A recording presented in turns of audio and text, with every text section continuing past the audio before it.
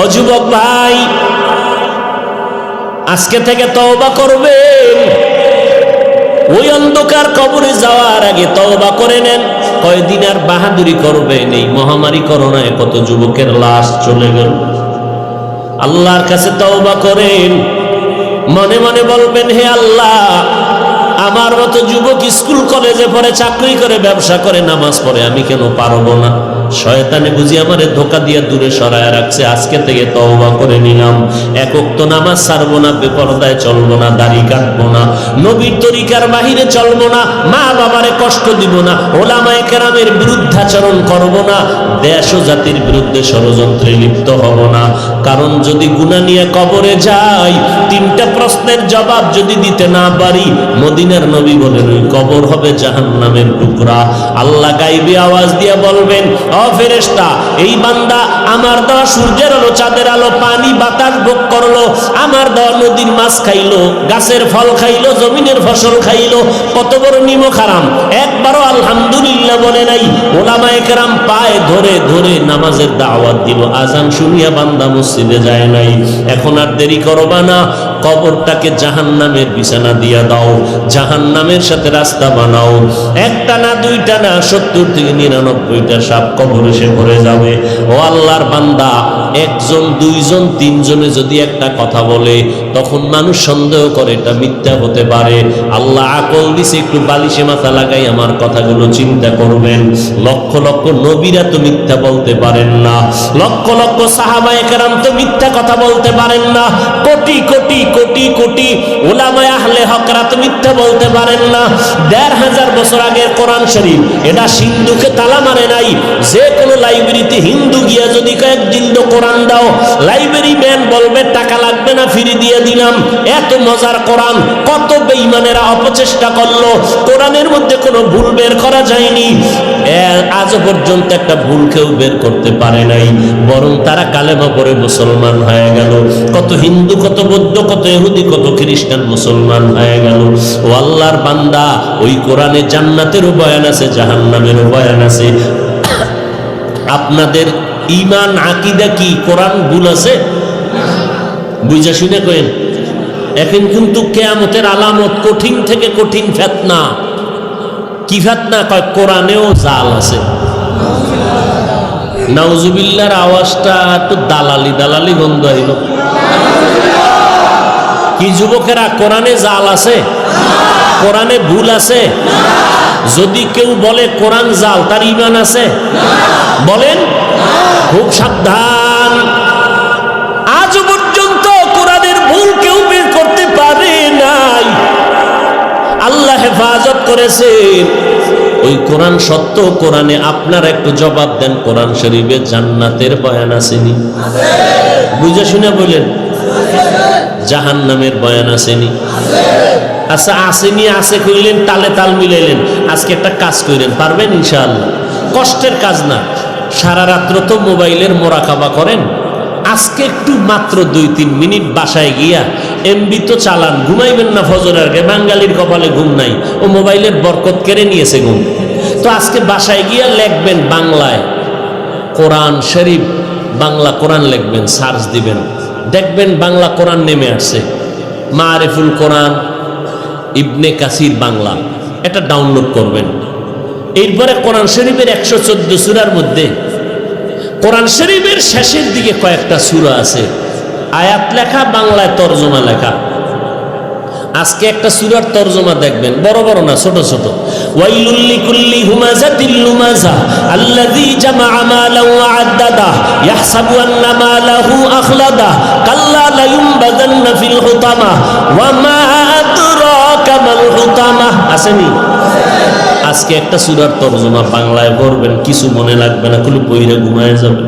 আবার একদিন সময় পাইলে আল কারিআতু মাল কারিআ ওয়া মা আদরাকা মাল কারিআ ইয়াউমা ইয়াকুনুন নাসু কাল ফারাশিল মাবসুস। আর একদিন যদি সময় পান, আবার একটা বাংলা শেষের দিকে ছোট সূরার তরজমা পড়বেন, আলহাকুমুত তাকাসুরু হাত্তা যুরতুমুল মাকাবির কাল্লা সাউফা তা'লামুনা সুম্মা কাল্লা সাউফা তা'লামুন। আর একদিন যদি সময় পান, আবার আর একটা ছোট সূরার তরজমা পড়বেন, ইজা জুলজিলাতিল আরদু জিলজালাহা ওয়া আখরাজাতিল আরদু আসকালাহা ওয়া ইনসানু মা লাহা, আবার যদি একদিন সময় পান, আরাআইতাল্লাযী ইউকাযযিবু বিদ্দীন ফাযালিকাল্লাযী ইয়াদউল ইয়াতীম।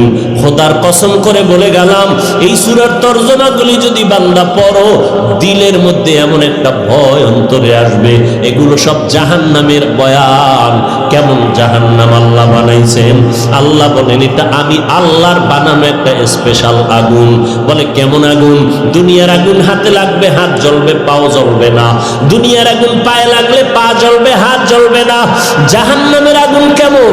নবীজি বলেন দুনিয়ার আগুনের থেকে 3000 গুণ তাপ হবে জাহান্নামের আগুনের। ওই জাহান্নামের আগুন শরীরের যে কোনো জায়গায় লাগা মাত্র কলিজা পর্যন্ত ভুনা হয়ে যাবে। ওরে যুবক, রাতের বেলা সূর্য নাই, এরপরও কেন এত গরম লাগে, এত ঘাম? ফ্যানের বাতাসেও ঠান্ডা হয় না। কিয়ামতের দিন সূর্যটা মাথার নিচে নেমে আসবে, আল্লাহ বলবে এই সূর্য নিচে নেমে আয়। এই জমিন হবে কিয়ামতের মাঠ। এই যে আপনাকে নোয়াখালীর জমিন, শুধু নোয়াখালী নি, পুরা জমিন হবে কিয়ামতের মাঠ। সিরিয়ার জমিন হবে আল্লাহর বিচারালয়, আদালত। আল্লাহ বলবে সূর্য নিচে নাম, আমরা সব থাকবো উলঙ্গ।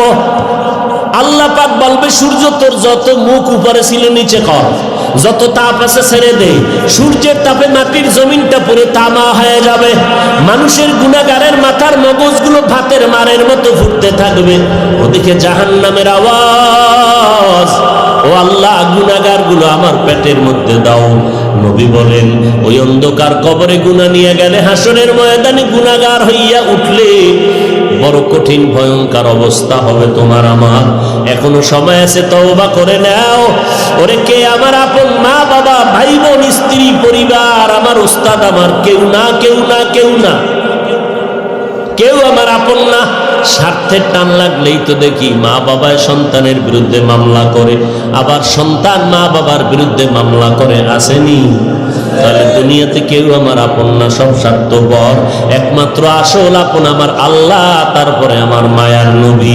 অতএব আমি মা বাবাকে মোহাব্বত করি, আমার আল্লাহ নবীকে তারা যতক্ষণ মেনে চলবেন। আমি আমার পীর সাহেবকে, আলেমকে মোহাব্বত করব ততক্ষণ, আল্লাহ এবং নবীকে মেনে চলবেন যতক্ষণ।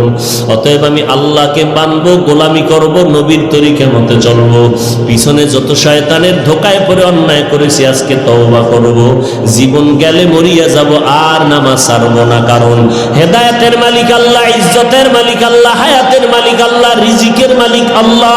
অতএব আমার আর কোনো পেরেশানি নাই, আমি আল্লাহকেই মেনে চলবো, নবীর তরিকায় চলবো। মরিয়া গেলে যাব, চাকরি থাকার যাকার, নামাজ ছাড়বো না, বেপরদায় চলবো না, মা বাবারে কষ্ট দিব না, নবীর তরিকার বাইরে চলবো না, সুন্নাত অনুযায়ী চলবো, দেশ ও জাতির বিরুদ্ধে ষড়যন্ত্র করব না। উলামায়ে আহলে হকের পরামর্শ নিয়ে ঈমান আমল মজবুত করে চলবো। নিজের সন্তান পরিবারের আমল নিয়ে ফিকির করব। অন্যের সমালোচনা করিয়া সময় নষ্ট করব না। তবে সবার অন্তরে তওবা নসিব হবে না। আল্লাহ যাকে কবুল করবেন সে তওবা করিয়া বিদায় হয়ে যাবে, আর যার কপাল খারাপ সে বলবে আজকে তওবা করব না, সময় পেলে অন্যদিন। ও বান্দা, যার অন্তর তৈরি হয়ে আছে যে আজকে থেকে নামাজ ছাড়বো না, বেপরদায় চলবো না, দাড়ি কাটবো না, মা বাবারে কষ্ট দিব না, উলামায়ে কেরামের বিরুদ্ধে গিয়া গুনাহগার হব না, নবীর তরিকায় চলবো, আল্লাহর গোলাম হয়ে চলবো, দেশ ও জাতির বিরুদ্ধাচরণ করব না। তওবা করার যদি অন্তরে নিয়ত থাকে, অন্তরে যদি কোনো দুর্বলতা না থাকে, যাদের তওবার নিয়ত আছে তারা দুটো হাত আমার আল্লাহকে দেখাইয়া দেই।